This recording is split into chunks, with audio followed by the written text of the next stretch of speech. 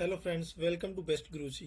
आज हम सीखने वाले हैं स्प्रिंग बूट का कोर्स, जिसके अंदर हम स्प्रिंग बूट के बेसिक सारे कंपोनेंट्स कवर करेंगे। जिसके अंदर मैं आपको थ्योरेटिकल चीज़ें कम बताऊंगा एंड प्रैक्टिकल चीज़ें ज़्यादा बताऊंगा। एंड आपको एपीआईज कैसे बनाते हैं स्प्रिंग बूट के थ्रू, और आप कैसे स्प्रिंग बूट के थ्रू डेटाबेस कनेक्टिविटी कर सकते हैं, स्प्रिंग बूट का बेसिक आर्किटेक्चर क्या होता है एंड एपीआईज क्या होती है, आपको उसका बेसिक ओवरव्यू में दूंगा। और उसके साथ इस वीडियो को कंप्लीट होते होते मैं आपको गारंटी देता हूं कि आप बेसिक एपीआईज बनाना स्प्रिंग बूट के थ्रू सीख जाएंगे। उसके बाद आपको स्प्रिंग बूट के थ्रू एपीआईज बनाने में कोई इश्यू नहीं होगा, आपको पूरा आर्किटेक्चर भी समझ आ जाएगा एंड आप अच्छे से एपीआईज बना सकेंगे। उसके बाद जस्ट आपको अपने लॉजिकल स्किल पे काम करना है एंड आप उसके बाद कितनी भी अच्छी एप्लीकेशन जावा और स्प्रिंग बूट के थ्रू बना सकते हैं। तो मैं आपको बेसिक सारे कंपोनेंट आज कवर करवाऊंगा स्प्रिंग बूट के, जिसके अंदर आपको APIs banana and database and all things cover हो जाएंगी। सो वीडियो को अपने स्टार्ट करते हैं। तो सबसे पहले आपने क्या करना है कि आपने आना है ब्राउजर पे और सर्च करना है स्प्रिंग इनिशियलाइजर। तो जैसे आप स्प्रिंग इनिशियलाइजर सर्च करोगे तो आपके पास है सबसे पहले एक वेबसाइट आएगी, आपको जस्ट उसको ओपन कर लेना है। आप देख सकते हो यहाँ पर start.spring.io। तो आप यहाँ पर आना है और यहाँ से आपको क्या करना है कि बेसिक एक रेपो, जो आपको बेसिक रेपो चाहिए स्प्रिंग बूट के सेटअप के लिए, वो आपको यहाँ से प्रोवाइड हो जाएगी। तो यहाँ पर आपने सबसे पहले आना है। तो मैं अभी आपको मेवन में करवाऊंगा, आप ग्रूवी में कोटलिन में भी कर सकते हैं। ग्रेडल और मेवन में दो हैं, तो ग्रूवी ग्रेडल और ग्रूवी ग्रेडल कोटलिन में भी कर सकते हैं और आप मेवन में भी कर सकते हैं। मैं आपको मेवन में रेफर कर दूंगा एंड ग्रेडल में भी करवाना होगा तो मैं आपको नेक्स्ट वीडियो में वो भी करवा दूंगा। तो अभी आपको यहाँ पर मेवन सेलेक्ट करना है, देन यहाँ पर जावा सेलेक्ट करना है। यहाँ पर सही है 3.3। उसके बाद में यहाँ पर आपको क्या करना है कि अपने प्रोजेक्ट की कोई भी बेसिक एक्सटेंशन, जैसे मैं यहाँ पर रख लेता हूँ com.demo, पैकेज का नाम रखना है बेसिकली आपने। ठीक है, देन आपको आर्टिफैक्ट्स में आप कुछ भी रख सकते हो, जैसे फॉर एग्जांपल मैं यूज़र रख लेता हूँ। हम ये जो प्रोजेक्ट है, मैं आपको एक बेसिक प्रोजेक्ट बना के दिखाऊंगा, वो यूजर पे दिखा देता हूँ एंड यूजर के आपको करंट ऑपरेशन बना के दिखा देता हूँ कि कैसे आप अपनी एक ऐसी एप्लीकेशन बना सकते हो जिसके अंदर आप कोई एक यूजर को क्रिएट कर सकते हो या मल्टीपल यूजर्स को क्रिएट कर सकते हो, मल्टीपल यूजर्स का डेटा फैच कर सकते हो, या सिंगल यूजर का डेटा फैच करना हो तो वो भी कर सकते हो, एंड यूजर की डिटेल्स को अपडेट कर सकते हो या फिर डिलीट कर सकते हो। तो आप ये चारों ऑपरेशन इसके अंदर कर सकते हो। तो आपको ऐसी एक एप्लीकेशन मैं अभी बना के दिखाऊंगा, देन आप अपनी रेफरेंस से उस आपको बेसिक चारों एपीआई जब बनी मिल जाएगी तो उसके बाद आप उसमें कोई भी चेंज कर सकते हो अपने अकॉर्डिंग। तो अभी मैं क्या करता हूँ, जस्ट आपको बेसिक सा एक यूजर के कोरस्पॉन्डिंग आपको बेसिक क्रेड बना देता हूँ, तो उससे आपको समझ आ जाएगा, पूरा एप्लीकेशन का ओवरव्यू मिल जाएगा। तो यहाँ पर आप लिख सकते हो कि यूजर क्रेड ऑपरेशंस अभी के लिए, एंड ये हमारा बेसिक है। अभी मैं जावा यहाँ पर 17 सेलेक्ट कर लेता हूँ, नो इश्यूज। आपको बेसिक एक या दो डिपेंडेंसी अभी के लिए यहाँ पर लगानी है, वो मैं आपको बता देता हूँ कि कौन कौन सी है। एक तो आपको स्प्रिंग वेब की डिपेंडेंसी लगानी है। डिपेंडेंसीज क्यों लगाते हैं या इसका क्या काम है वो मैं आपको आगे अभी बता दूंगा। देन स्प्रिंग वेब मैं यहाँ पर सेलेक्ट कर लेता हूँ। बेसिकली डिपेंडेंसी क्या करती है कि ये कुछ मॉड्यूल्स होते हैं जो स्प्रिंग बूट प्रोवाइड करवाती है हमें, जिनमें हमें कुछ बेसिक इन बिल्ट फीचर जो स्प्रिंग बूट के हैं वो मिल जाते हैं। तो उसके अलावा आप यहाँ पर रख सकते हो स्प्रिंग सिक्योरिटी। स्प्रिंग सिक्योरिटी अभी हम नहीं यूज करेंगे, हम यूज करेंगे स्प्रिंग डेटा जेपी। तो ये बेसिकली हम यूज करते हैं जब भी हमें कोई भी डेटाबेस को हमारे स्प्रिंग बूट एप्लीकेशन के अंदर इनबिल्ड करना होता है या कोई डेटाबेस को यूज करना होता है, तो उसके लिए हम यूज करते हैं। और अगर मान लो हमें माई सिक्वल यूज करना है तो हमें माई सिक्वल ड्राइवर भी यूज करनी पड़ेगी डिपेंडेंसी। तो ये हमने बेसिक डिपेंडेंसीज है जो लगाई है। स्प्रिंग वेब हमने लगाया है स्प्रिंग की बेसिक फीचर्स के लिए, जिसके अंदर ये हमें बता भी रहा है कि हम क्या क्या फीचर्स इसके अंदर हमें बेसिक प्रोवाइड होंगे। उसके अलावा हमने स्प्रिंग डेटा जेपीए का यूज किया है। स्प्रिंग डेटा जेपीए बेसिकली हम डेटाबेस को इनबिल्ड करने के लिए यूज करते हैं। देन हम माई सिक्वल ड्राइवर यूज कर रहे हैं ताकि हम माई सिक्वल डेटाबेस को यूज कर सकें। आगे मैं आपको डेप्थ में बताऊंगा कि ये हम क्यों ये चीज़ें यूज कर रहे हैं, ये तीनों डिपेंडेंसीज यूज कर रहे हैं। अभी के लिए मैं बेसिक प्रोजेक्ट का सेटअप कर लेता हूँ। तो देन इतना करने के बाद आपको दबाना है जस्ट जनरेट पे क्लिक करना है एंड यहाँ पर आपका प्रोजेक्ट जो है डाउनलोड हो चुका है। आपको जस्ट इसको देखना है। यहाँ पर आप देख सकते हो, इसको मैं एक्सट्रैक्ट कर लेता हूँ। तो ये मैंने इसको एक्सट्रैक्ट कर लिया है, मैं क्लिक करता हूँ और ये देख सकते हो आप हमारा बेसिक जो प्रोजेक्ट का स्ट्रक्चर है वो बनकर तैयार हो चुका है। अभी मुझे जस्ट इसको इंटेलिजी आइडिया में ओपन करना है। तो मैं आता हूँ इंटेलिजी आइडिया के अंदर और मैं यहाँ पर ओपन पे क्लिक करता हूँ एंड देन मैं जाता हूँ डाउनलोड्स में। तो उसके लिए आपको जाना है होम, यूज़र एंड डाउनलोड्स, और डाउनलोड्स में आप देख सकते हो ये रहा यूज़र। तो आपको क्या करना है, जस्ट इंटेलिजी आइडिया के अंदर आकर या आप जो भी कंपाइलर आप यूज़ कर रहे हो, आप उस कंपाइलर में जाकर जस्ट अपने प्रोजेक्ट को ओपन कर लो।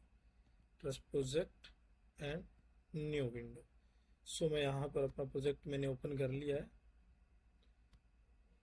ओके, सो अब हम बेसिकली अभी यहाँ पर आप देख सकते हो रिजॉल्विंग डिपेंडेंसीज ऑफ यूज़र, और यहाँ पर ये प्रोसेस चल रही है।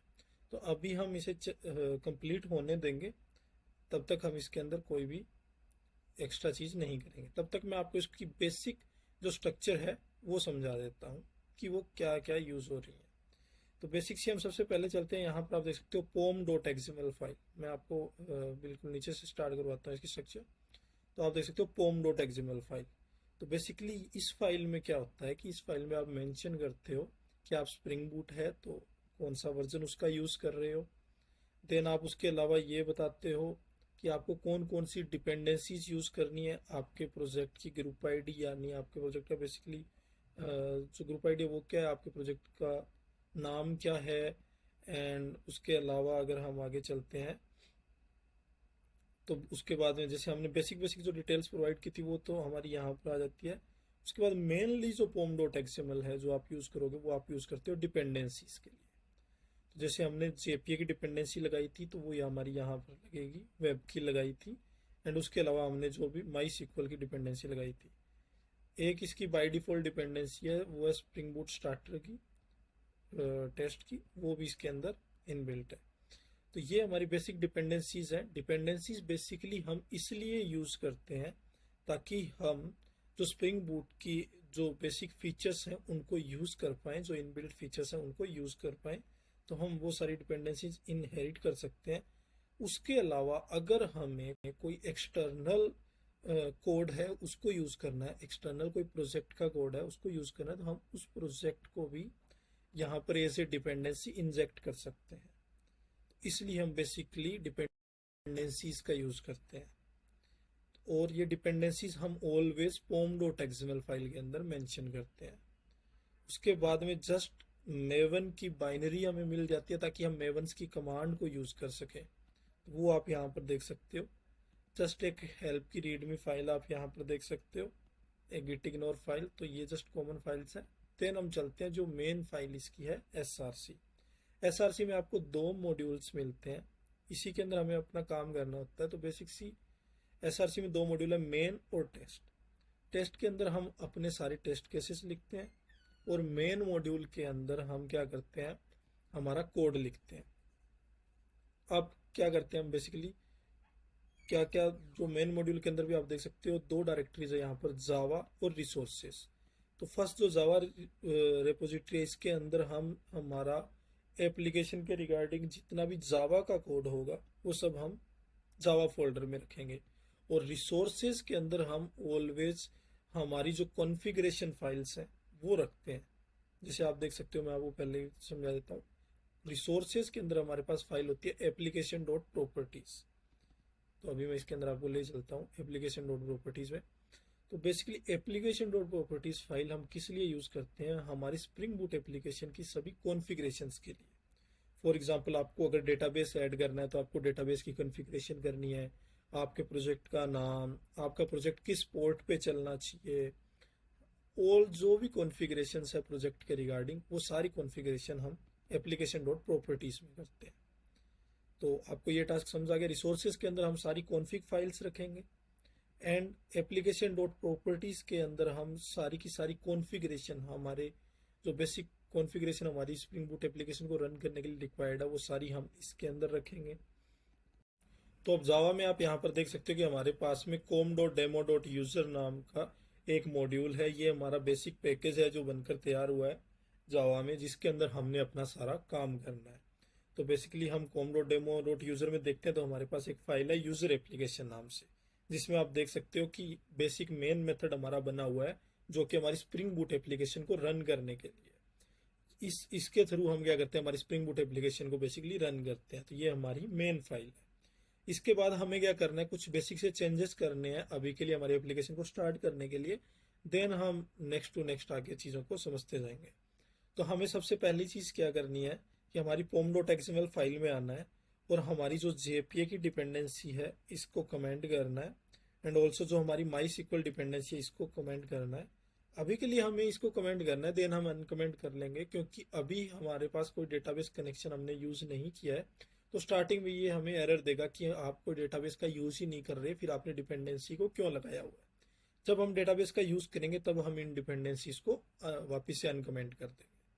तो अभी के लिए हमें इनको कमेंट करना है, एंड देन हमें क्या करना है कि हमारे एप्लीकेशन के रिसोर्सेज फोल्डर में आना है और हमारी एप्लीकेशन डॉट प्रॉपर्टीज़ में आना है और हमने अपनी एप्लीकेशन को बताना है कि वो कौन से पोर्ट पर रन होगी। तो हम बेसिकली उसके लिए क्या करते हैं, server dot port is equal to, and then हमारा पोर्ट मेंशन करते हैं कि हमारी एप्लीकेशन कौन से पोर्ट पर चलेगी। तो अभी के लिए जैसे मैं पोर्ट दे देता हूँ इसको 8090, कुछ भी आप रैंडम पोर्ट आप दे सकते हो अपने एप्लीकेशन को रन करने के लिए। तो अभी के लिए मैंने इसको पोर्ट दे दिया है 8090। ओके, देन आपको क्या करना है कि आपकी एप्लीकेशन में डीबग के ऑप्शन को इनेबल करना है, क्योंकि इसकी भी आपको बहुत बार एरर मिल जाती है। तो मैं कर देता हूँ debug is equal to enable. अभी आपको कुछ नहीं करना, अपनी यूज़र एप्लीकेशन में आना है एंड जस्ट इसको रन कर देना है। तो आप देख सकते हो कि हमारी एप्लीकेशन है वो स्टार्ट हो चुकी है। और अगर मैं आपको एप्लीकेशन में ऊपर, ये बेसिक लॉग्स हैं, अगर इनसे ऊपर लेकर जाऊँ तो आप यहाँ पर देख सकते हो हमारी जो एप्लीकेशन है Tomcat started on port 8090 with this path. Okay, so 8090 के ऊपर हमारी एप्लीकेशन जो है वो सक्सेसफुली रन हो चुकी है। तो अब हम क्या करते हैं, हमारे नेक्स्ट पार्ट पे मूव करते हैं। अभी के लिए हमारी एप्लीकेशन वेल एंड गुड है एंड सही से रन हो रही है। ओके, सो हम बाकी चीज़ों को अभी के लिए बंद करते हैं और हम आते हैं अपने पैकेज में। सो बेसिकली अगर जब भी हमें कोई भी हमारी स्प्रिंग बूट एप्लीकेशन के अंदर स्टार्ट करना होता है तो हम सबसे पहले क्या करते हैं कि 4 टाइप की रेपोज को डिफाइन करते हैं जो हम कॉमनली यूज़ करते हैं। तो हम मॉड्यूल हमारे आगे के पैकेजेस बनाते हैं 4 टाइप्स के।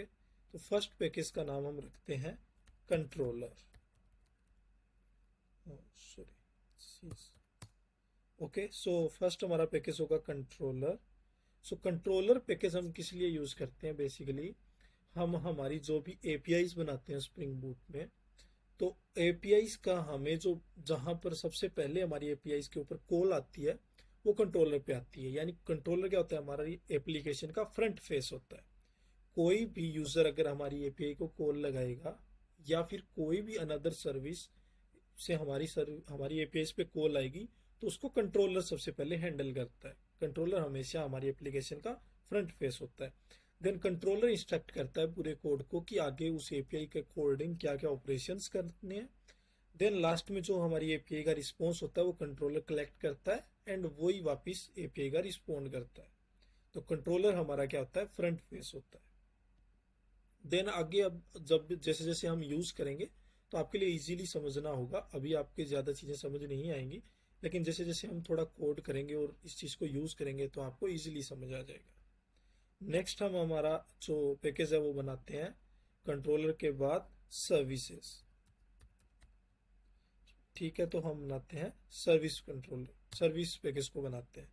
सो सर्विस पैकेज में हम क्या करते हैं कि हमारा जितना भी लॉजिकल पार्ट होता है कि हमने फॉर एग्जांपल यूज़र क्रिएट करने की अगर हमारे पास रिक्वेस्ट आई है तो यूज़र क्रिएट के ऊपर हमने कौन से चेक्स लगाने हैं, कौन से टास्क परफॉर्म करने हैं, डीबी को क्या इंस्ट्रक्ट करना है कि डीबी हमारे यूज़र को बनाए, ये डेटा यूज़र के कोरस्पॉन्डिंग सेव करे। तो जो भी इंस्ट्रक्शन सारा जो लॉजिकल पार्ट होता है वो हमेशा हम अपने सर्विस के अंदर लिखते हैं। देन हम यूज करते हैं रेपोजिटरी। सो बेसिकली रेपोजिटरी हम यूज करते हैं हमारे डेटाबेस के लिए, हमारे डेटाबेस कनेक्शंस के लिए, एंड हमारे डेटाबेस कैसा हमने जो डेटाबेस है वो यूज करना है एंड क्या ऑपरेशंस यूज करने हैं बेसिकली वो हम रेपोजिटरी में डिफाइन करते हैं। एंड फोर्थ जो चीज है वो हम यूज करेंगे मॉडल। सो मॉडल बेसिकली हम यूज करते हैं हमारी जो भी फॉर एग्जांपल अगर हम यूजर के लिए अभी बना रहे हैं तो यूजर की बेसिक स्ट्रक्चर क्या होगी, क्या डेटा हमने लेना है एंड क्या डेटा हमने डीबी में सेव करवाना है, वो हमारा बेसिक मॉडल होता है। तो मॉडल के अंदर हम बेसिकली आर्किटेक्चर डिफाइन करते हैं कि हमें किस टाइप का डेटा रिक्वायर्ड है और या फिर हमारी डीबी को किस टाइप का डेटा रिक्वायर्ड है, वो सब हम मॉडल्स में डिफाइन करते हैं। तो बेसिकली अभी हम कंट्रोलर में डालते हैं और कंट्रोलर के अंदर हमारी पहली जो फाइल है वो बनाते हैं यूजर कंट्रोलर नाम से। जावा की आपको जरूरत नहीं है, ये ऑटोमेटिकली उठा लेगा। तो यूजर कंट्रोलर नाम से हम अपनी क्लास बनाते हैं। सो बेसिकली अभी आप देख सकते हो यहाँ पर यूजर कंट्रोलर, यहाँ पर आपको क्या करना है, अब मैं आपको कुछ इंस्ट्रक्शन दूंगा जो आपको यूज करनी है। बेसिकली आपको ऑलवेज एक डिपेंडेंसी यहाँ पर यूज करनी है रेस्ट कंट्रोलर नाम से। तो बेसिकली ये डिपेंडेंसी क्या करती है कि आपकी स्प्रिंग बूट एप्लीकेशन को इंस्ट्रक्ट करती है कि ये वाली जो क्लास है वो एक कंट्रोलर क्लास है।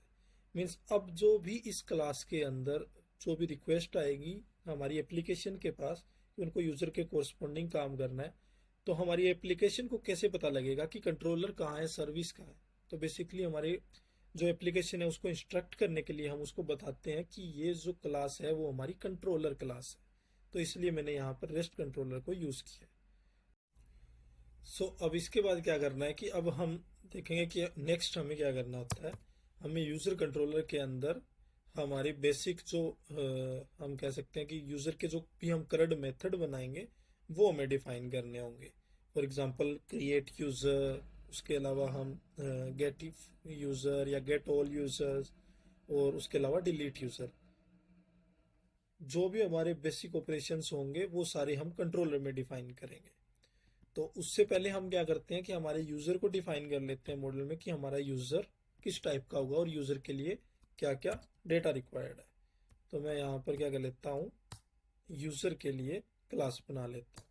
अभी यहाँ पर आपको क्या करना होता है, आपको स्प्रिंग बूट को अगेन ये इंस्ट्रक्ट करना पड़ता है कि ये हमारी मॉडल क्लास है। तो उसके लिए हम एक्सटेंशन यूज करते हैं एंटिटी की। सो एंटिटी हमें यहाँ पर नहीं मिल रही है बिकॉज हमने जो डिपेंडेंसीज को सबसे पहले कमेंट किया था हमारी pom.xml में उनको भी हमें वापस से अनकमेंट करना है ताकि हमारी एप्लीकेशंस को हमारा जो बेसिक रिक्वायरमेंट है डिपेंडेंसी से वो यहाँ पर मिल पाए। और देन हमको यहाँ से मेवन को रिफ्रेश करना है। तो यहाँ पर हमारा जो काम है वो हो चुका है। देन हम वापस चलते हैं और अब अगर हम सर्च करेंगे तो आप देख सकते हो सबसे ऊपर आपको एंटिटी मिल रहा है। तो आपको जस्ट यही वाला एंटिटी सेलेक्ट करना है एंड आपको इस पर क्लिक कर देना है। अब एंटिटी के बाद यहाँ से आप अपना टेबल नेम भी सिलेक्ट कर सकते हो, जिसके अंदर आपको क्लिक करना है table and then name and then आप यहाँ पर टेबल का नाम दे सकते हो। फॉर एग्जांपल मैंने दिया है यूजर। तो यहाँ से आप अपनी टेबल का नाम भी दे सकते हो कि आपका जो डेटाबेस है उसके अंदर जो आपकी टेबल बनेगी वो किस नाम से बनेगी। ओके, देन आपको यहाँ पर अपने यूजर को बेसिकली डिफाइन करना होता है। तो मैं बेसिक यूजर डिफाइन कर लेता हूँ यहाँ पर। तो मैं फॉर एग्जांपल बना लेता हूँ private and int ID and उसके अलावा हम बना लेते हैं कुछ भी private string email and private string password. तो ये मैंने कुछ फील्ड बना लिए हैं। ऑलवेज जब भी आप एक टेबल बनाओ या उसके लिए एक मॉडल बनाओ तो आपको क्या करना होता है, यहाँ पर आपको एक आईडी नाम की एनोटेशन है उसको यूज करना पड़ता है और आपको बताना पड़ता है कि इस टेबल के लिए कौन सा फील्ड है जो आईडी के रूप में काम करेगा। ओके, देन आप यहाँ पर आईडी यूज कर सकते हो। तो ये मैंने एक बेसिक मॉडल बना लिया है यहाँ पर। और इसके बाद अब हम चलते हैं, यूजर का हमारे पास मॉडल रेडी है उसके बाद हम चलते हैं रेपोजिटरी पे, और हम यहाँ पर बेसिक इसकी जो सिक्वल कॉन्फ़िगरेशन है वो हमें यहाँ पर रेपोजिटरी कॉन्फ़िगरेशन और सिक्वल कॉन्फ़िगरेशन दोनों करनी पड़ेगी। सिक्वल कॉन्फ़िगरेशन हम करेंगे हमारी एप्लीकेशन डॉट प्रॉपर्टीज़ में, और यहाँ पर हमें हमारी जो क्लास की बेसिक कनेक्टिविटी की जो हमारी रेपोजिटरी के साथ हमने कॉन्फ़िगरेशन करनी है वो हम यहाँ पर करेंगे। तो मैं यहाँ पर एक क्लास बना लेता हूँ यूज़र रेपोजिटरी के नाम से। सो बेसिकली ये हमें क्लास नहीं, हमें इंटरफेस बनाना पड़ता है जिसके अंदर हम इसके सारे मेथड्स को यूज़ कर सकें। इसके बाद हमें इसको एक्सटेंड्स और JPA रेपोजिटरी, तो यहाँ पर हमें JPA रेपोजिटरी को एक्सटेंड करना है और इसको हमें दो चीज़ प्रोवाइड करवानी पड़ती है। सो वो दो चीज़ क्या है? फर्स्ट थिंग जो हम इसको देते हैं वो होता है हमारा कौन सी क्लास है जिसको ये यूज़ करेगा, जिसके लिए हम ये कह सकते हैं कि हम ये वाली रेपोजिटरी यूज़ कर रहे हैं या ये वाली टेबल यूज़ कर रहे हैं। एंड सेकंड चीज़ उसकी जो आईडी है उसका टाइप क्या है, तो वो हमारा इंटीजर टाइप है। ये दो चीज़ें हमें यहाँ पर बताना पड़ता है। हमारी जो यूज़र क्लास है उसके अंदर जो हमारी आईडी है उसका टाइप क्या है वो हमें देना पड़ता है, और उसके अलावा हमें क्लास का नाम देना पड़ता है जिस क्लास के लिए हम रेपोजिटरी बना रहे हैं, और इसके ऊपर हमें एनोटेशन का यूज़ करना पड़ता है ताकि हम हमारे स्प्रिंग बूट को इंस्ट्रक्ट कर सकें कि ये जो हमारी क्लास है ये रेपोजिटरी क्लास है। ओके, सो बेसिक सा काम है, कुछ नहीं है। अगर हम ज़्यादा देखें तो हमने क्या किया, हमने एक कंट्रोलर बनाया जिसपे सबसे पहले हमारे पास रिक्वेस्ट आएगी।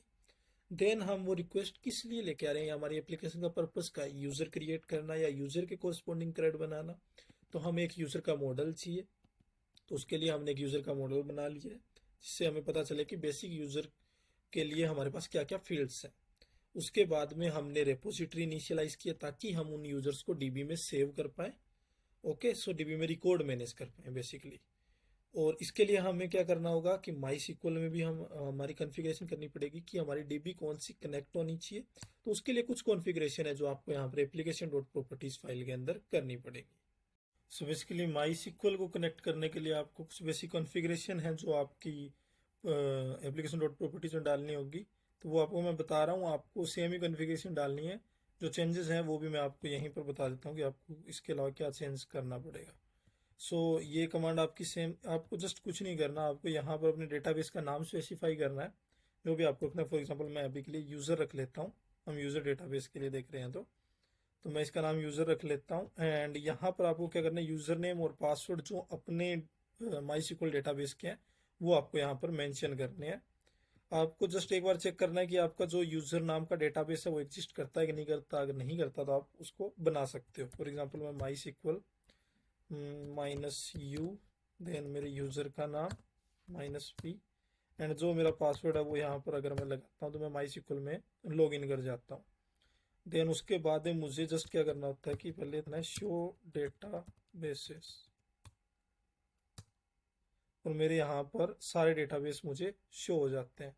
अब अगर मुझे कोई भी डेटाबेस क्रिएट करना है तो मुझे लिखना है क्रिएट डेटाबेस यूज़र। एंड अब मैं अगर दोबारा से करता हूँ शो डेटाबेसिस तो आप देख सकते हो कि यहाँ पर यूज़र नाम का डेटाबेस बन चुका है। नाउ मुझे क्या करना है, यूज़ यूज़र, एंड अब मैं उस डेटाबेस को यूज़ कर सकता हूँ। तो जस्ट आपको इतना काम करना है एंड आपकी डीबी बन गई है। एंड अब अगर आपको क्या करना है, जस्ट कनेक्ट के लिए एप्लीकेशन को रन करना है, और यहाँ पर आपकी एप्लीकेशन बिल्कुल चल चुकी है। अभी मैं अगर आपको ऊपर लॉग्स में लेके जाता हूँ तो यहाँ पर आप थोड़ा सा, मैं इसको बड़ा कर लेता हूँ, एंड यहाँ पर हम देख लेते हैं com demo user starting initialise, okay, filter processing, yes, ये देख सकते हो आप कि यहाँ पर हमारी जो सिक्वल की डिपेंडेंसी है वो जस्ट प्रॉपर रन कर रही है। हाइबरनेट हमारा प्रॉपर चल रहा है, एंड यहाँ पर आप देख सकते हो कि हमारी जो टेबल है वो भी क्रिएट हो चुकी है यूज़र नाम से, जिसके अंदर हमारा आईडी, ईमेल और पासवर्ड हमारे 3 फील्ड बन चुके हैं, और हमारी प्राइमरी की जो है वो आईडी है। तो मतलब हमारा सक्सेसफुली कनेक्शन है वो हो चुका है। ये देख सकते हो आप कि हमारी टेबल भी अभी हमारे डीबी के अंदर बन चुकी है, और हमारी डीबी सक्सेसफुली कनेक्ट हो चुकी है। तो अब हमने क्या कर लिया है, अभी तक हमारी एप्लीकेशन में हमारा कंट्रोलर, हमारा मॉडल, हमारी रेपोजिटरी को इनिशियलाइज कर लिया है। एंड उसके अलावा हमें चाहिए होती है हमारी सर्विस क्लास। तो सर्विस क्लास के लिए आपको जस्ट सिंपल क्या करना है कि आपको यूजर सर्विस नाम से सबसे पहले आपको एक इंटरफेस बनाना है, जिसके अंदर आप बताते हो कि आपका जो बेसिकली यूजर की सर्विस है वो क्या क्या सर्विस प्रोवाइड करवाती है। तो ये हमारा इंटरफेस होता है। इंटरफेस हम बेसिकली क्या करते हैं, लूज कपलिंग के लिए यूज करते हैं, ताकि हमारा कंट्रोलर है वो डायरेक्टली हमारी सर्विस पे डिपेंड ना रहे। हमारा जो इंटरफेस है वो एक, हम कह सकते हैं, एक ब्लूप्रिंट है जो हमारे कंट्रोलर को रेफरेंस देता है कि हाँ, मेरे सर्विस है उसके पास ये चीज़ें अवेलेबल है, आप यूज़ कर सकते हो। ये एक ब्लूप्रिंट है जो मेरे पास इसका अवेलेबल है। तो उसके लिए आपको जस्ट यहाँ पर क्या करना है, @ आपको यूज़ करना है सर्विस, जिससे आपका जो हम कह सकते हैं स्प्रिंग बूट है वो रेफरेंस ले सके कि यहाँ पर हमारी सर्विस मेंशन है। ओके, एंड देन आपको क्या करना है, इसके एक इम्प्लीमेंटेशन क्लास बनानी होती है, जिसके अंदर आप अपना प्रॉपर लॉजिक लिखते हो। तो उसको हम बना लेते हैं यूजर सर्विस, मैं अभी के लिए लिखता हूँ इम्पल। ओके, सो ये हम एक क्लास बना लेते हैं। एंड अब हमें यहाँ पर क्या करना होगा कि एक्सटेंड करना पड़ेगा किसको, सॉरी, इम्प्लीमेंट करना पड़ेगा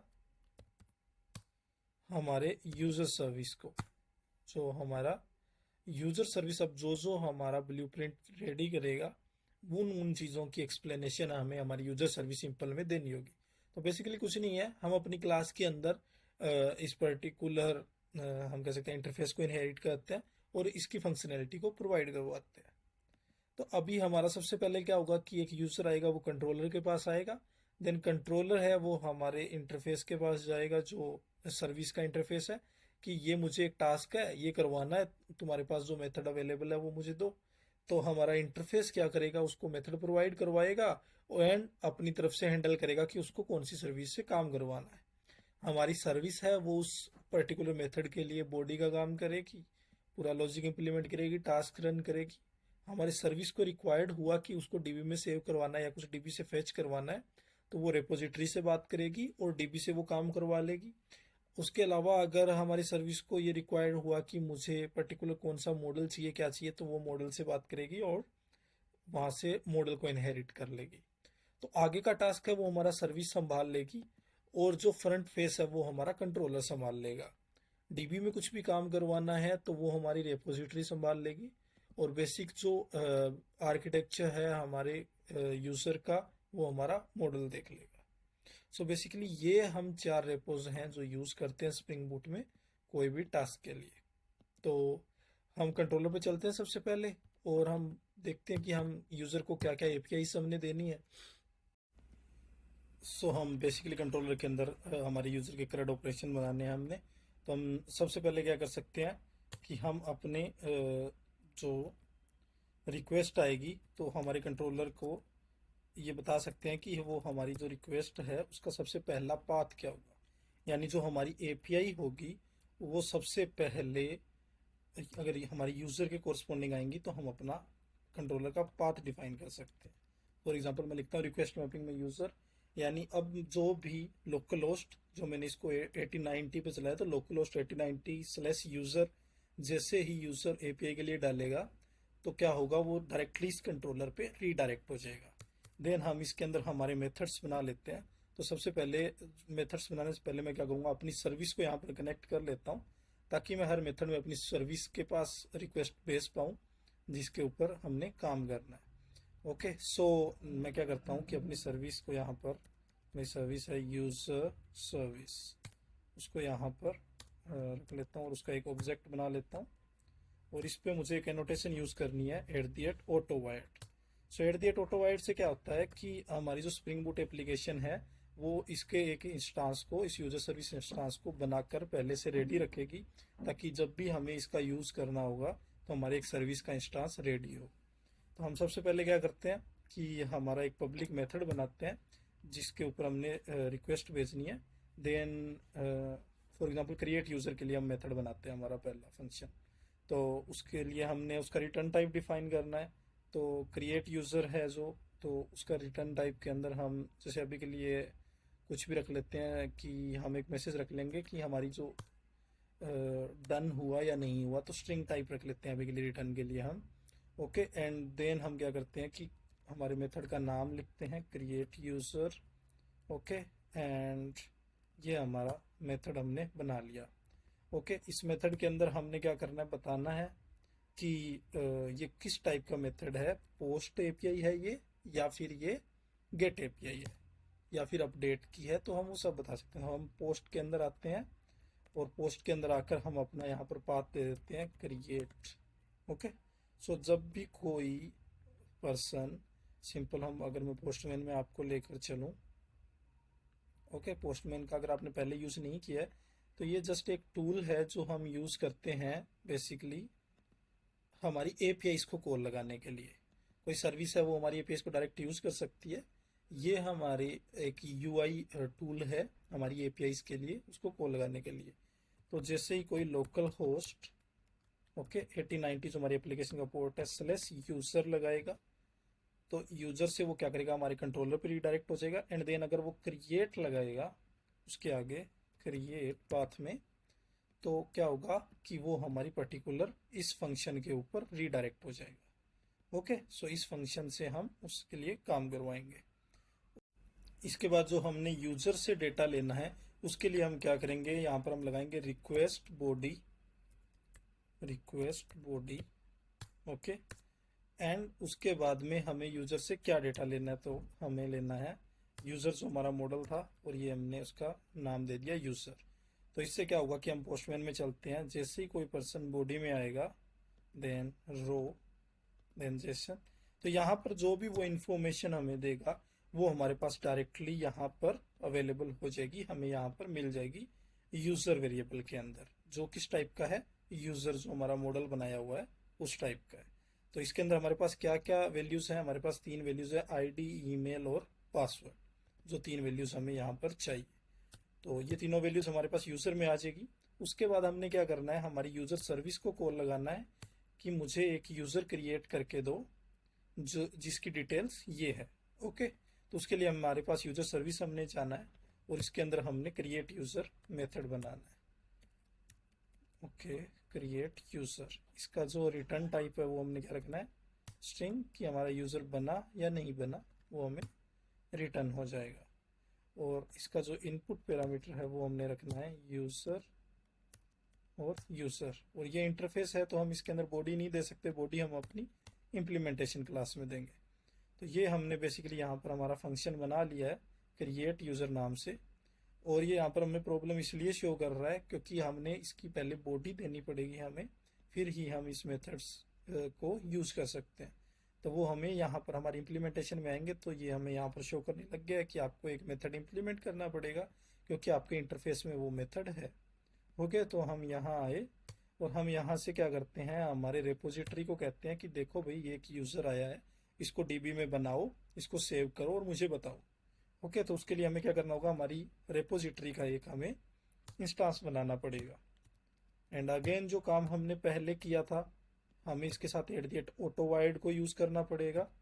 क्यों, ताकि हमारे पास इसका भी एक इंस्टांस पहले से रेडी रहे, हमें रन टाइम पे अभी हमारे लिए नहीं बनाना पड़े, जैसे ये क्लास को कॉल लगेगी इसका एक इंस्टांस हमारे लिए रेडी हो जाएगा। ओके, तो हमने यहाँ पर रेपोजिटरी को इनहेरिट कर लिया है, अब हम इसका यूज़ करते हैं। तो यूज़र रेपोजिटरी डॉट, अब हमारे पास यहाँ पर सेव का मेथड होता है डायरेक्टली, जिसके अंदर हम कोई भी हमारे यूज़र को सेव कर सकते हैं, एंटिटी को सेव कर सकते हैं। इसके अंदर हमें डिटेल किस टाइप की देनी पड़ेगी, यूज़र टाइप की, क्योंकि हमारी जो यूज़र रेपोजिटरी है वो हमने किस टाइप की बनाई हुई है, यूज़र टाइप की। ओके, सो सिंपल सा है, ज़्यादा नहीं सोचना।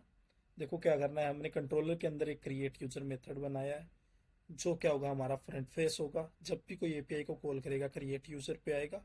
देन क्रिएट यूजर हमारे इंटरफेस को कहेगा कि हम मेरे लिए एक यूजर क्रिएट करो। देन इंटरफेस को जो भी सर्विस इंप्लीमेंट कर रही होगी वो उसको मेथड को पर्टिकुलर बॉडी देगी, वो टास्क करवाएगी, अपना लॉजिक लिखेगी, एंड देन इंटरफेस को रिटर्न करेगी। देन हमारा इंटरफेस हमारे कंट्रोलर को बताएगा कि यूजर बन चुका है या नहीं बना। ओके, सो सिंपल सा स्टेप है। तो सेव के अंदर मैं यहाँ पर दे देता हूँ यूजर, और ये आप देख सकते हो कि हमारा यूजर बन चुका है। ठीक है, एंड देन हम क्या करते हैं, सिंपल यहाँ पर रिटर्न कर देते हैं डन, कि हमारा यूजर यहाँ पर बन चुका है, क्योंकि हमने रिपोजिटरी को सिंपल कह दिया है कि आप एक यूजर हमारा डीबी में सेव करवाओ। ओके, मैं आपको बिल्कुल बेसिक ओवरव्यू दे रहा हूँ एप्लीकेशन का। नेक्स्ट आप इसमें आगे जो भी आपको ऑथेंटिकेशन लगानी है, फॉर एग्जांपल आपको एक्सेप्शन वगैरह लगानी है जो आपने बेसिक जावा में सीखी होगी, और तो वो काम आप आगे इसमें कर सकते हो। रिस्पॉन्सेज को अच्छा बनाना है वो भी कर सकते हो। बेसिक मैं आपको बता रहा हूँ कि एपीआई कैसे वर्क करती है, पूरा फ्लो कैसे वर्क करता है, जिससे आप बेसिक एपीआई बनाना इजीली सीख सकते हो।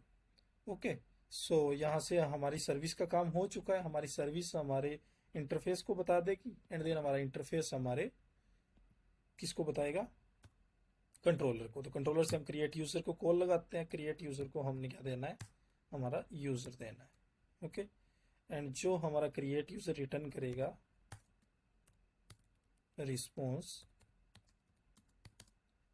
वो हम यहाँ से रिटर्न करवा देंगे।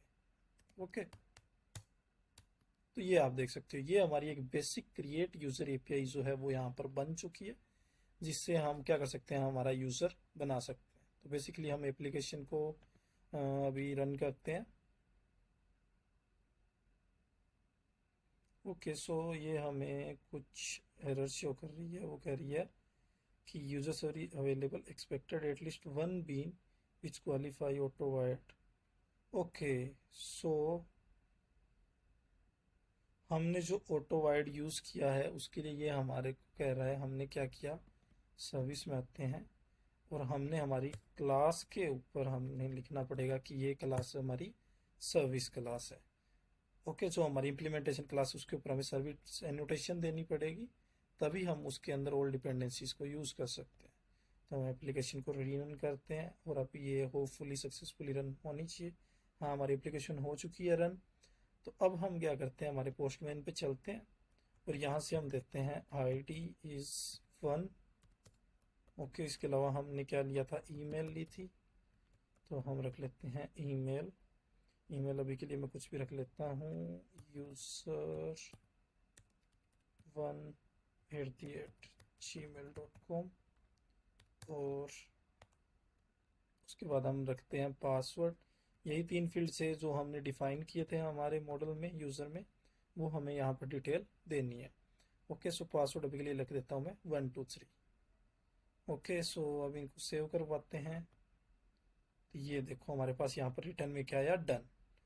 ओके, सो हमारा यहाँ पर यूज़र बन चुका है। हमारे पास जो रिक्वेस्ट आई थी, यहाँ पर यूज़र क्रिएट की आप देख सकते हो पोस्ट की रिक्वेस्ट आई है। उसके बाद ये इंसर्ट की कमांड चली है डीबी पे। ओके, और हमारा यूज़र यहाँ पर कंप्लीट 200। ओके, आप देख सकते हो, तो हमारा यूज़र यहाँ पर बन चुका है। अब हमें यूज़र फैच करना है, चेक करना है कि हमारा यूज़र बना कि नहीं बना। तो उसके लिए हम क्या करते हैं, हमारे कंट्रोलर के अंदर चलते हैं और एक और मेथड बनाते हैं, जिससे हम पता लगा सकें कि हमारा यूज़र बना या नहीं बना। ओके, सो मैं क्या करता हूँ, सिंपल यहाँ पर पब्लिक, ओके, स्ट्रिंग नहीं, अभी मुझे यूज़र चाहिए तो मैं यूज़र टाइप रिटर्न करवाता हूँ, जिससे मुझे पूरे यूज़र की इंफॉर्मेशन रिटर्न हो जाए। ओके, यूज़र, और इसके बाद मैं करता हूँ गेट यूज़र, एक मेथड बना लेता हूँ। और ये मेथड इनपुट में क्या लेता है, हम रख लेते हैं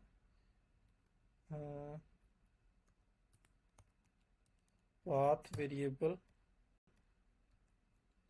ओके, विच इज ID, और इसको मैं रख लेता हूँ इंट ID, कि इस ID का कोई भी यूज़र अगर होगा तो वो हम उसको रिटर्न करवा देंगे। ओके, सो अभी मुझे क्या करना होगा, अपनी सर्विस में जाना होगा और यहाँ पर एक गेट यूज़र मेथड को बनाना पड़ेगा। तो मैं यहाँ पर बना लेता हूँ सिंपल आप बेसिक फ्लो समझ रहे हो ना कि देखो कंट्रोलर के अंदर हमें जो भी एपीआई की ज़रूरत है उसको हम बनाते रहेंगे, और सर्विस के अंदर हम क्या करेंगे, उसको जस्ट एक ब्लू प्रिंट के अंदर ऐड करते रहेंगे कि ये हमारे पास सर्विसेज हैं, और इम्प्लीमेंटेशन क्लास में हम उसको इम्प्लीमेंट करते रहेंगे। उस रिगार्डिंग अगर हमें मॉडल या रिपोजिटरी की ज़रूरत होगी तो वो हम अपनी सर्विस में यूज़ करते रहेंगे। ओके, सो हम क्या करते हैं, यूज़र और गेट यूज़र यहाँ पर एक मेथड बना लेते हैं, और जो हमारे पास इंट आईडी टाइप की वैल्यूज लेगा और यूज़र टाइप रिटर्न करेगा। ओके, सो मैं यहाँ से क्या कर सकता हूँ, यहाँ से मैं कॉल लगाता हूँ जस्ट मेरे user service dot gate user, और यहाँ पर मैं आईडी दे देता हूँ। तो ये मुझे क्या रिटर्न करेगा, ये मुझे यूज़र रिटर्न कर देगा यहाँ पे, और ये यूज़र मैं रिस्पॉन्स में मेरी एपीआई को सेंड कर दूँगा, जिससे कि कोई भी मेरी एपीआई को कॉल लगाएगा तो वो इसको यूज़र की डिटेल्स मिल जाएगी, जिस यूज़र की आईडी के कोरस्पॉन्डिंग वो कॉल लगाएगा।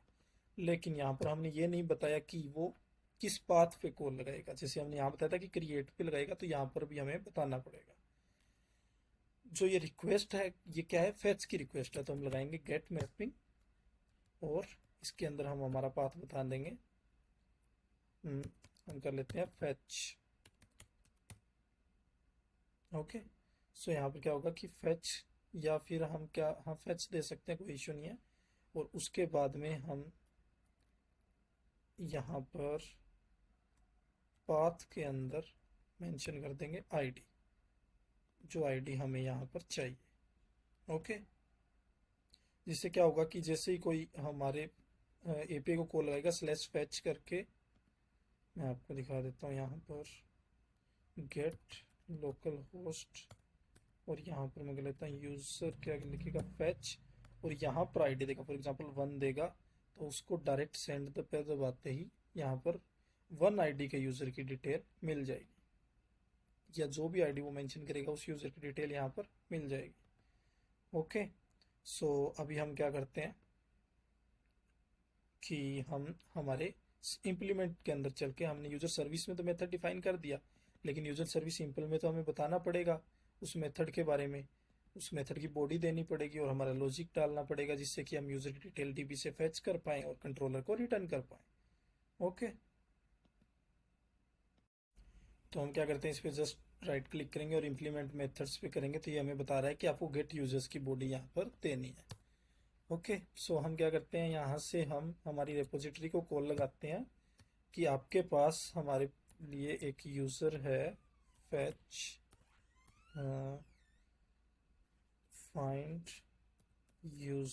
फाइंड बाय आईडी, जो हमारे पास बेसिक फील्ड है।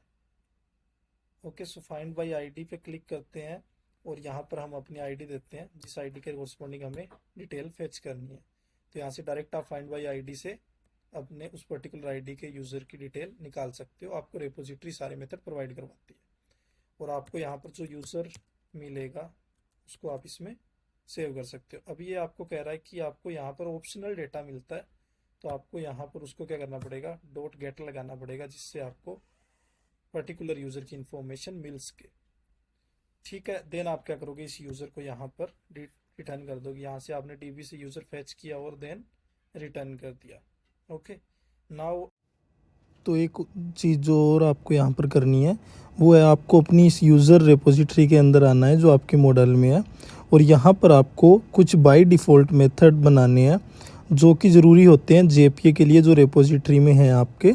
आप देख सकते हो यूज़र रेपोजिटरी में जो हम जेपीए यूज़ करते हैं उसके लिए ज़रूरी होते हैं कि आप उसके लिए कुछ बाय डिफ़ॉल्ट मेथड बनाएं, जिससे कि वो आपका अपने आप कुछ मेथड्स आपको प्रोवाइड करवाता है, जो भी गेट पोस्ट पुट के वो सारे बना पाए। तो उसके लिए आपको एक तो कंस्ट्रक्टर बनाना है, जो कि आप देख सकते हो मैंने बनाया है, जो कि सारे वेरिएबल के साथ है, और एक ऐसा कंस्ट्रक्टर बनाना है जिसमें आपको कोई भी वेरिएबल सेलेक्ट नहीं करना, यानी खाली कंस्ट्रक्टर बनाना है। और उसके अलावा आपको यहाँ पर गेटर्स और सेटर्स बनाने होते हैं।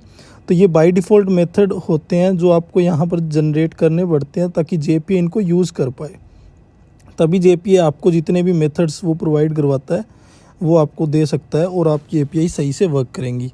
तो तो हो सकता है इनको ना बनाने की वजह से आपके इश्यूज़ आएँ, तो ये ज़रूर से कोई भी मॉडल हो उसके अंदर आपको उसके गेटर सेटर और ये बेसिक कंस्ट्रक्टर जो हैं वो बनाने होते हैं। ओके, सो आप भी इस स्टेप की वजह से भी अगर आपको कोई भी इश्यू हुआ हो यूज़र वाले स्टेप के कोरस्पॉन्डिंग भी या कुछ भी, तो आपको जस्ट एक बार कुछ नहीं करना, अपनी डीबी को एक बार आप क्लियर कर लेना और उसके बाद आप चलाओगे तो कोई इश्यू नहीं आएगा, इजीली सारी चीज़ें चल जाएंगी। जैसे मैं भी क्या करता हूँ, मैं कर लेता हूँ एक बार ड्रॉप टेबल, और जो मेरी उससे पहले मुझे डेटाबेस को यूज़ करना पड़ेगा, तो मैं लिखूँगा यूज़ यूज़र। ओके, सो यहाँ से मैंने यूज़र डेटाबेस को यूज़ किया एंड फिर मैं लिखूँगा ड्रॉप टेबल और अपनी टेबल का नाम जो कि यूज़र है। तो यहाँ से मेरी अभी के लिए यूज़र जो टेबल है वो बिल्कुल क्लियर हो चुकी है। सिलेक्ट स्टार फ्रॉम यूज़र मैं करता हूँ, तो अभी इसके अंदर कुछ नहीं है, तो अभी ये टेबल मेरी बिल्कुल खाली हो चुकी है। और अब मैं अगर एप्लीकेशन को जस्ट रीरन करता हूँ और एक बार और चला के देख लेते हैं हम, फिर हम नेक्स्ट एपीआई पे काम करेंगे। ओके, सो मैं आया और मैंने यूज़र बनाया यहाँ पर, सबसे पहले यूज़र वन। ओके, और मैं यहाँ पे करता हूँ डन। ओके, हम यूज़र वन को यहाँ पर फैच करते हैं, तो आप देख सकते हैं यूज़र वन हमारा बन चुका है। तो एक बार डीबी को क्लियर कर लेना आपको, तो कोई भी इशू होगा तो वो हट जाएगा। अब नेक्स्ट हम क्या करते हैं, हम बनाते हैं हमारी यहाँ पर अपडेट की एपीआई। ओके, सो हम सिंपल पब्लिक, और अपडेट के बाद भी हम देखेंगे कि यूज़र की डिटेल अपडेट हुई है या नहीं, तो हम यूज़र का कंप्लीट डेटा फैच करेंगे। तो मैं इसका रिस्पॉन्स इसलिए रिटर्न टाइप यूज़र रख रहा हूँ। उसके बाद हम मेथड रख लेते हैं अपडेट यूज़र, और इसके अंदर हम रख लेते हैं एट रिक्वेस्ट बॉडी, और यहाँ पर मैं यूज़र का कंप्लीट डेटा ले लेता हूँ। और अभी मैं क्या करूँगा कि मैं सर्विस को कॉल लगाऊंगा, जो हमारी यूज़र सर्विस है। तो उसके लिए हमें क्या करना होगा, फिर से यूज़र सर्विस में जाना होगा एंड एक अपडेट के लिए मेथड बनाना होगा जिसका रिस्पॉन्स टाइप यूज़र है, यूज़र अपडेट यूज़र, एंड ये इनपुट लेगा यूज़र। ओके, एंड अगर अब मैं चलता हूँ अपने कंट्रोलर में, यहाँ पर मैं करता हूँ यूज़र सर्विस को यूज़ और अपडेट यूज़ मेथड को कॉल लगाता हूँ मैं यहाँ पर, और इसको यूज़र पास करता हूँ एंड ये रिटर्न करेगा मुझे यहाँ पर यूज़र। तो मैं इसको, मेरे पास पहले से एक यूज़र वेरिएबल है तो मैं दो सेम वेरिएबल इनिशियलाइज नहीं कर सकता, तो मैं इसको यहाँ पर लिख लेता हूँ अपडेटेड यूज़र। ओके, एंड मैं इसको रिटर्न कर देता हूँ अपडेटेड यूज़र। अब मुझे क्या करना होगा, इम्प्लो में जाऊँगा और मुझे इसकी इम्प्लीमेंटेशन यहाँ पर देनी पड़ेगी, जो मैंने अभी सर्विस इंटरफेस में मेथड बनाया। तो मैं सबसे पहले चेक कर लेता हूँ कि ओके, सो जो यूज़र जिसकी हमें डिटेल, हम सबसे पहले क्या करते हैं, यहाँ पर इस रेपोजिटरी को कॉल लगाते हैं user repository dot, okay dot. अब सेम मेथड को कॉल लगाकर मैं उसको अगेन से अपडेट भी कर सकता हूँ। तो अगर मैं यहाँ पर कॉल लगाता हूँ user repository dot save and then मैं यहाँ पर डिटेल देता हूँ यूज़र, देन यहाँ पर अपडेट हो जाएगा एंड यहाँ से जो मेरे पास डिटेल आएगी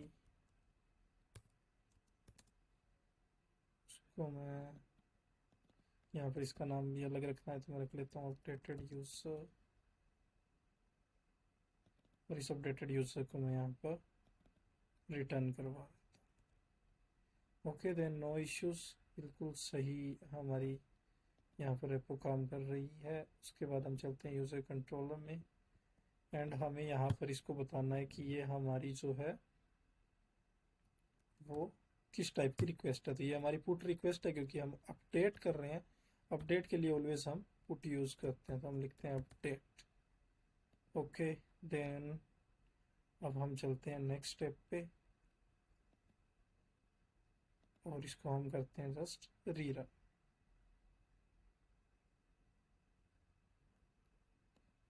तो जैसे कि हमने एक यूज़र बनाया हुआ है यूज़र वन, तो अब हम इसको अपडेट करते हैं।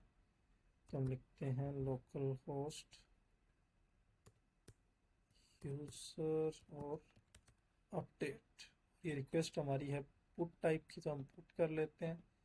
बॉडी में आते हैं, रो को सिलेक्ट करते हैं जेसन, एंड देन हमें यहाँ पर यूज़र की डिटेल देनी है कि हम किस यूज़र को अपडेट कर रहे हैं। तो यूज़र की आईडी होगी है वन।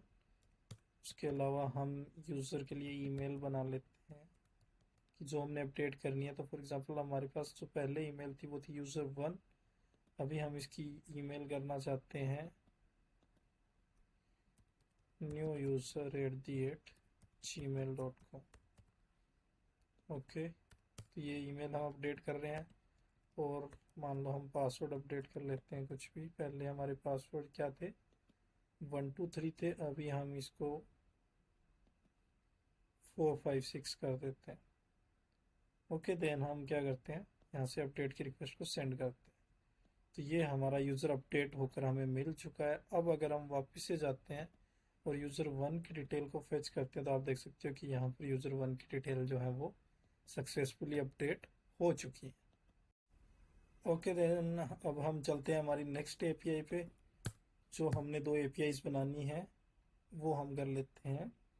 तो हम पहले बनाते हैं डिलीट की एपीआई, पब्लिक, एंड हम ले लेते हैं स्ट्रिंग रिस्पॉन्स में डिलीट यूज़र। ओके, एंड हम ले लेते हैं पाथ वेरिएबल जो कि हमारा हो जाएगा आईडी आईडी।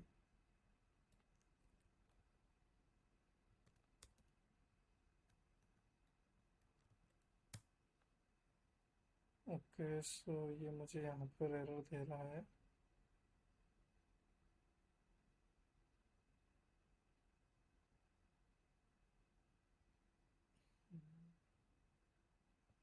क्योंकि मैंने यहाँ पर ऐड दिया डेनोटेशन का यूज़ नहीं किया। Okay, no issues. तो अब हमें यहाँ पर क्या करना होगा कि हमारे सर्विस के अंदर जाकर हमें मेथड बनाना होगा, दैट इज डिलीट यूज़र। तो मैं यहाँ पर बना देता हूँ स्ट्रिंग डिलीट यूज़र, और यहाँ पर हमारे पास आएगी यूज़र की आईडी, एंड देन मैं चलता हूँ अपने कंट्रोलर में, एंड देन मैं यहाँ से हमारी सर्विस को कॉल लगाता हूँ, देन यूज़र, देन इसको आईडी देता हूँ, एंड जिससे जो रिस्पॉन्स आएगा उसको रिटर्न कर देता हूँ। देन हम चलेंगे इम्प्लीमेंटेशन क्लास में, और यहाँ पर हम उस मेथड को इम्प्लीमेंट करेंगे डिलीट को। तो हम सिंपली हमारी रिपोजिटरी को कॉल लगाते हैं and delete bye ID method को कॉल लगाते हैं, एंड इसको आईडी दे देते हैं, देन रिटर्न डिलीटेड। ओके, सो ये हमने बेसिक मेथड बना लिया यहाँ पे। एंड इसके बाद हम चलते हैं और हमारी मैपिंग करते हैं यहाँ पे। तो मैं लिखता हूँ डिलीट मैपिंग एंड डिलीट, हम पाथ वेरिएबल रख लेते हैं, और ये हम जिस यूज़र को डिलीट करना उसकी आईडी ले लेते हैं। और साथ में हम एक मेथड और बना लेते हैं फैच का, जो हमारा काम आएगा सभी यूजर्स की डिटेल्स को फैच करने के लिए। तो हम इसको लिस्ट ऑफ यूजर बना लेते हैं। लिस्ट को आपको इंपोर्ट करना होगा java.util पैकेज से। देन हम कर लेते हैं fetch all users. Okay, and इसके अंदर हमें कुछ भी इनपुट नहीं चाहिए क्योंकि सभी यूजर्स की डिटेल देनी है। एंड इसके लिए भी हम सर्विस में मेथड बनाते हैं, that is list of user and fetch all users। And हम चलते हैं हमारे कंट्रोलर में, हम रिटर्न करते हैं users service dot fetch all users। Okay, और हमें हमारी इम्प्लीमेंटेशन में इसको बॉडी देनी पड़ेगी, तो वो हम सिंपल इम्प्लीमेंट करते हैं मेथड। एंड यहाँ पर हमें अभी क्या करना होगा, हमारी रिपोजिटरी को कॉल लगाना होगा। हम सारी डिटेल्स क्या करते हैं, हमारी डीबी से फैच करते हैं एंड फाइंड ऑल मेथड का हम यहाँ पर यूज़ करते हैं। जो हमारा फाइंड ऑल मेथड है ये क्या रिटर्न करता है हमें, ये हमें लिस्ट ऑफ यूज़र रिटर्न करता है, आप देख सकते हो। तो हम सिंपल यहाँ पर रखते हैं रिटर्न एंड हमारा यहाँ पर सारा काम डन है। बस हमें यहाँ पर पाथ मेंशन करना है कि हमारी एपीआई का, तो ये हमारी फैच की एपीआई है। तो देन हम अगेन गेट मैपिंग यूज़ करेंगे एंड हम ओनली बैकस्लैश यूज़ करेंगे जिससे कि हमारे सब यूजर्स की लिस्ट आ जाए। ओके, देन हम एप्लीकेशन को रीरन करते हैं एंड अभी हम चलते हैं और सबसे पहले फैच एपीआई को देख लेते हैं। तो हमें कुछ नहीं करना, लोकल होस्ट यूज़र एंड ये हमारी फैच ऑल की एपीआई है जो चल चुकी है। अभी हमारे पास एक यूज़र है तो यहाँ पर एक यूज़र आ रहा है। फॉर एग्जांपल हम एक यूज़र और बना लेते हैं, यूज़र 2 एंड डन, और अब हम कहते हैं गेट ऑल। आप देख सकते हो हमारे पास 2 यूज़र हो चुके हैं, ठीक है। देन अब हम क्या करते हैं, हमारी डिलीट की एपीआई को चला के और देखते हैं कि वो परफेक्टली काम कर रही है या नहीं कर रही। Okay, then local host 90 user delete, और यूज़र की आईडी हम फॉर एग्जांपल 1 यूज़र को डिलीट कर देते हैं, ठीक है। डिलीटेड, एक बार फैच ऑल से हम चेक कर लेते हैं। तो आप देख सकते हो यूज़र 1 है जो वो डिलीट हो चुका है। तो यहाँ पर हमारी सारी एपीआई सक्सेसफुली काम कर रही हैं बिल्कुल। और हमने यहाँ पर देखा कि हम कैसे क्रिएट कर सकते हैं यूज़र को फैच कर सकते हैं, अपडेट कर सकते हैं, डिलीट कर सकते हैं और सभी यूज़र्स की लिस्ट को फैच कर सकते हैं। तो बेसिकली आपने यहाँ पर स्ट्रक्चर भी देखा, हमारे पास जो बेसिक स्ट्रक्चर थी वो थी कि हमने यहाँ पर 4 रेपोज बनाई हैं, कंट्रोलर, मॉडल, रेपोजिटरी और सर्विस। ये हमारे 4 पैकेजेस हैं जिनके अंदर हम अपना बेसिकली सारा जो स्प्रिंग बूट का टास्क है वो डिफाइन करते हैं। कंट्रोलर है वो ऑलवेज फ्रंट फेस रहता है। मॉडल के अंदर हम अपना बेसिकली हमने जिस भी टाइप के मॉडल्स पे काम करना है वो मॉडल्स डिफाइन करते हैं। रेपोजिटरी के अंदर हमारे डीबी के कनेक्शंस होते हैं और सर्विस के अंदर हम अपना पूरा लॉजिक लिखते हैं। ओके, ये आपको बेसिक सिनेरियो यहाँ पर समझ आ गया होगा। आपको कोई भी एपीआईज बनानी है तो अब आप कोई भी एपीआई बना सकते हो, चाहे वो पोस्ट की हो, पुट की हो, गेट की हो, डिलीट की हो। आप इजीली एपीआईज यहाँ पर बना सकते हो अपने प्रोजेक्ट रिक्वायरमेंट के हिसाब से। नेक्स्ट, आप इसके अंदर अपनी जो रिस्पॉन्स हैंडलिंग है उसको अच्छा कर सकते हो। जैसे स्प्रिंग बूट खुद रिस्पॉन्स एंटिटी प्रोवाइड करवाता है, रिस्पॉन्स एंटिटी, ये देख सकते हो आप। तो इससे भी आप क्या कर सकते हो कि रिस्पॉन्सेस को हैंडल कर सकते हो। ओके, सो ये काफ़ी सारे इनबिल्ट मेथड है जो खुद से प्रोवाइड करवाता है और उससे आप अपने स्टेटस कोड वगैरह सब कुछ डिफाइन कर सकते हो। तो वो भी आप यहाँ पर यूज़ कर सकते हो। उसके अलावा आप एक्सेप्शन हैंडलिंग इसमें यूज़ कर सकते हो। तो रिस्पॉन्सेस को अच्छा करना, एक्सेप्शंस को यूज़ करना, और उसके बाद आप स्प्रिंग बूट के कई अलग फीचर हैं। जैसे स्प्रिंग बूट आपको जेसन वेब टोकन JWT की सिक्योरिटी प्रोवाइड करवाता है, वो भी आप यूज़ कर सकते हो अपने एप्लीकेशन को और अच्छा बनाने के लिए। तो वो चीज़ें हम अपने नेक्स्ट जो ट्यूटोरियल होगा उसके अंदर सीखेंगे। अभी जो हमारा बेसिक टारगेट था कि हमने एक स्प्रिंग बूट की बेसिक एक CRUD एपीआईज बनाना जो हमने सीखना था, जिससे कि आप अपने स्प्रिंग बूट की एपीआईज बनाना बेसिकली सीख सकते हो। तो वो हमने यहाँ पर कंप्लीट किया है और हमने यूज़र के जो CRUD बना के देखे हैं। तो आप और अपने ट्रायल के लिए आप और भी एपीआईज बना सकते हो। आप फॉर एग्जांपल कुछ भी लाइब्रेरी मैनेजमेंट सिस्टम बना सकते हो, और भी आप जैसे कोई ट्यूटोरियल्स के मैनेजमेंट के लिए उसके लिए कुछ बना सकते हो। आप छोटे छोटे अपनी POCs बनाकर देख सकते हो और उससे आप प्रैक्टिस से क्या होगा कि आपकी थोड़ी स्किल है वो और इम्प्रूव होगी। सो होप करता हूँ आपको वीडियो अच्छे से समझ आई होगी। अगर वीडियो अच्छी लगी हो वीडियो को लाइक करना और आगे का नेक्स्ट ट्यूटोरियल के लिए कमेंट कर जरूर करना ताकि मैं उसको जल्दी से जल्दी बना सकूँ। Thank you.